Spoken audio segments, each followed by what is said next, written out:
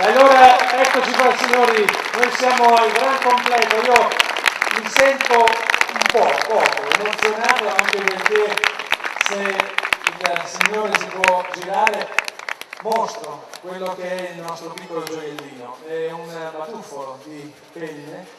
La leggenda vuole che non siano assolutamente legate e che sia stato trovato all'interno proprio di uno di quei vecchi letti di una volta fatti di cartocci, di pannocchi in pratica, di Grandurco. È un oggetto che non è mai stato mostrato dagli anni 70. Ovviamente grande soddisfazione perché siete in tanti e soprattutto perché siete dei temerari. L'applauso va dunque a voi anche per aver detto avete sfidato l'inverno che nasce.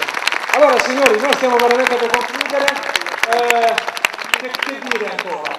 Allora, innanzitutto ringraziare quello che vedete, quanto hanno fatto questi ragazzi, questi artisti, questi giovani che si sono prodigati in questa vestibilità.